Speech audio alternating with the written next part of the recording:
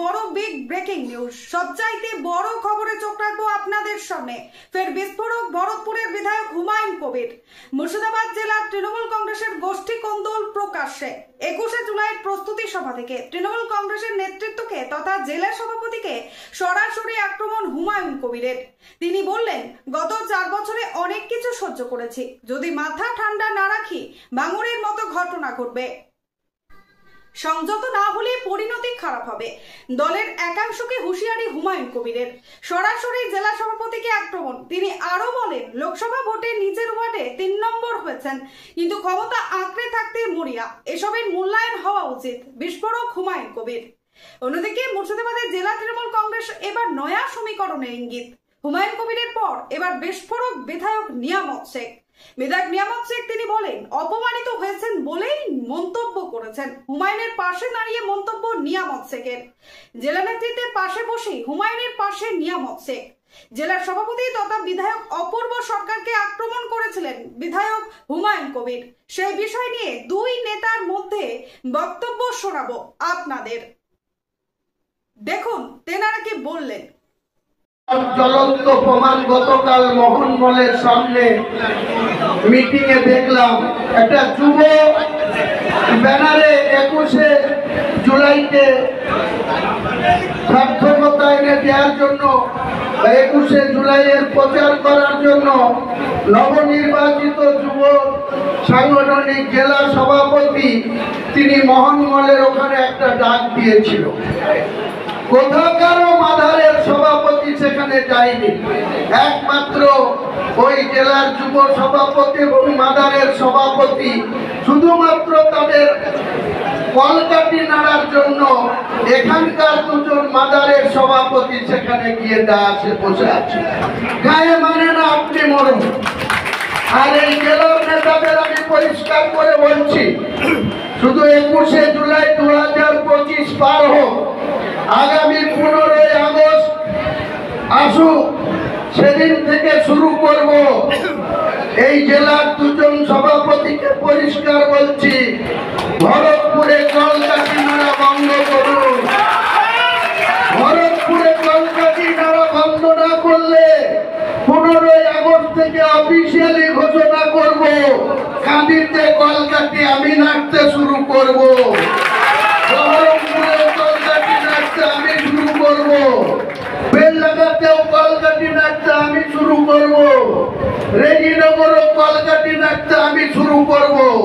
সেদিন আপনাদের ক্ষমতা হবে না আমার সাথে মোকাবেলা করা। আমি অনেক সহ্য করেছি, আর নয়। এই ভরতপুর বিধানসভা, একটু আগে আমাদের একজন কর্মী, বলিষ্ঠ কর্মী বলছিল, গতবারে আমি এত প্রতিকূলতার মধ্যেও, এত বিরোধিতার মধ্যেও 12টা প্রধানের মধ্যে 9টা প্রধান সরাসরি বিরোধিতা করার পরেও এই 4 জন এই সাব ডিভিশনের 4টে সিট, খড়গ্রাম, কাঁদি, বড়ুয়ার, ভরতপুর, সবার থেকে বেশি মার্জিনে আমি মানুষের দোয়া আশীর্বাদে সমস্যারে আমি 43,383 মার্জিন নিয়ে জিতেছিলাম। এবং সবার আগে আমার বেলা 2টোর মধ্যে কাউন্টিং থেকে রেজাল্ট ডিক্লেয়ার হয়েছিল।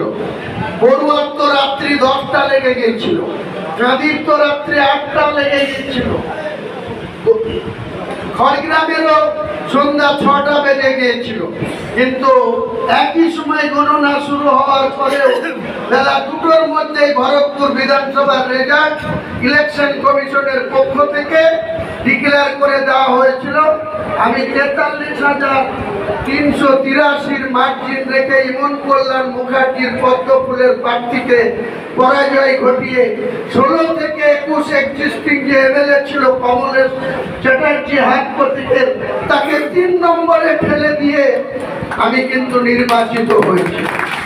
আগামী দিনে আমি এই সালারের মাটিতে দাঁড়িয়ে বলছি, ডান দিকে কালু ভাই আছে, আনিল আছে, সাধারণ অগণিত মানুষের সমর্থন নিয়ে চ্যালেঞ্জ থাকলো আমি মুর্শিদাবাদ জেলার তৃণমূলের প্রতীকে যতগুলো প্রার্থী কন্টেস্ট করবে সবার থেকে বেশি মার্জিন নিয়ে আবার মমতা বন্দ্যোপাধ্যায়ের হাতকে শক্তিশালী করার জন্য নির্বাচিত হয়ে কলকাতায় যাব, বিধানসভায় যাব।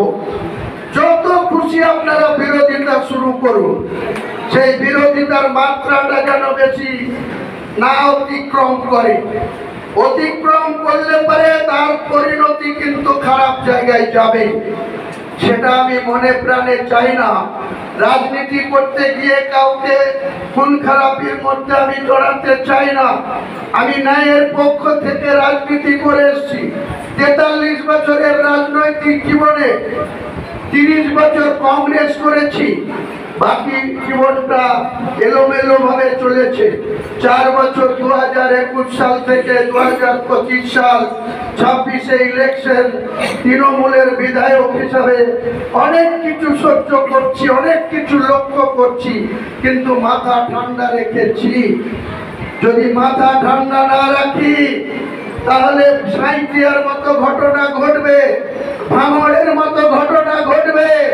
আমি আগাম বলে দিচ্ছি এই জেলার নেতাদের, সংযত থাকুন। সংযত না থাকলে তার পরিণতি কিন্তু খুব খারাপ জায়গায় যাবে। কারণ আমাদের পিছনে লাগতে আসবেন না, আমরা কারো পিছনে লাগতে যাই না। আজকে আমাদের খারাপ লাগে যে রাজনীতি করতে গিয়ে অঞ্চল সভাপতির নেতৃত্ব দিচ্ছে, তারা আজকে রাতের অন্ধকারে কাউকে বাড়িতে ডেকে সাঁইথিয়ার লাভপুর বিধানসভার অন্তর্গত পীযূষ ঘোষকে রাত্রি 12টার সময় ফোনে ডেকে তাকে খুন করে দাও। কেউ এই 21শে জুলাইকে সামনে রেখে মিটিং করছে, সেই রেজ্জাক খাঁ তাকেও ওখানে মরতে হচ্ছে। মরছে কে? তৃণমূল। মারছে কে? তৃণমূল। আমি সংযত করছি এই জেলার নেতৃত্বদেরকে, আগুন নিয়ে খেলবেন না। আগুন নিয়ে খেললে সেই আগুনেই আপনাকে পুড়ে মরতে হবে। হুমায়ুন কবির যদি কোনো পাপ কাজ করে, হুমায়ুন কবিরকেও সেই পাপের শাস্তি পেতে হবে। আমি অন্যায় করি না, অন্যায়ের সঙ্গে কোনো কম্প্রোমাইজ করি না। আজকে সালারে দাঁড়িয়ে নতুন করে বলছে আমার চ্যালেঞ্জ, 2021-এ মমতা বন্দ্যোপাধ্যায় এখানে আমার নামটা শুধু ডিক্লেয়ার করেছিল। অনেক প্রতিকূলতা, অনেক বাধা অতিক্রম করে সাধারণ মানুষ আমাকে ভালোবেসে দয়া করে আপনারা আমাকে ভোট দিয়ে নির্বাচিত করেছিলেন। তারপরের থেকেও এখনো সেই লড়াই সংগ্রাম বিরোধিতার মধ্যে আমাদেরকে চলতে হচ্ছে। আমি 15ই আগস্ট পর্যন্ত সংযত থাকবো। 15ই পরে এই তৃণমূলের চূড়া ফুলের প্রতীক নিয়ে অল আউট লড়াইয়ে যাব। যদি জেলার সভাপতি কাঁদি থেকে ভরতপুরের নেতাদের অক্সিজেন দেয়, আমি গোটা জেলায় এর সংগঠনের বিরুদ্ধে অক্সিজেন যোগাবো। কাদের নিয়ে যোগাবো, তার পরিণতি কি হবে, তার জন্য তৈরি থেকো বন্ধু, তৈরি থেকো। আমার লড়াই করার অভ্যাস আছে, আমি লড়াই করে কি করে ময়দান থেকে জয়লাভ করতে হয় আমি জানি। অবশ্যই হচ্ছে, তারা তো গোষ্ঠীদ্বন্দ্বেই ব্যস্ত আছে। তারা নিজের পদকে কি করে আটকিয়ে রাখবো, পদ যাতে না যায়, যেন তেন প্রকারে মানুষের কি হলো তা নিয়ে তো তাদের কোনো মাথা ব্যথা নাই। তাদের মাথা ব্যথা নিজেদের পোস্ট কি করে ধরে রাখবো, সেই পোস্টে কি করে থাকা যায়, কতটা ওয়েল মেরে, কতটা যেভাবে ভুল তথ্য দিয়ে নিজেদের ক্ষমতায় কি করে আঁকড়িয়ে থাকবো, এটাই তো তাদের উদ্দেশ্য। সাধারণ মানুষ নিয়ে তো তাদের কোনো চিন্তা ভাবনা নেই। তৃণমূল দল কন্ট্রাক্টরই তো সারা দেশ চলছে। কন্ট্রাক্টর তো তারাও একটা লাইসেন্স প্রাপ্ত কন্ট্রাক্টর, যারা নিয়ম মেনে কন্ট্রাক্টরি পেতে চায় বা নিতে চায়, সেটা গোটা দেশ চলছে। তো শুধু সেটা আপনারা অনুসন্ধান করুন, আমিও কিছু বলবো না, কিন্তু দ্বন্দ্ব আছে এটা সবাই জানে। আর সেই দ্বন্দ্বর যখন অতিক্রম করবে তার ফল কি হতে পারে, যেটা ভাঙড় হয়েছে, যেটা সাঁইথিয়া হয়েছে, সেটা যেন মুর্শিদাবাদে না হয়, এটাই আমি আগাম সতর্ক করছি। কিন্তু তিনার বাবার জমিদারি ভরতপুরে ঢুকবে, বড়ুয়ায় ঢুকবে, নওদায় ঢুকবে, সে বেলডাঙ্গাতে ঢুকবে, রেজিনগরে ঢুকবে, এই তো তাদের।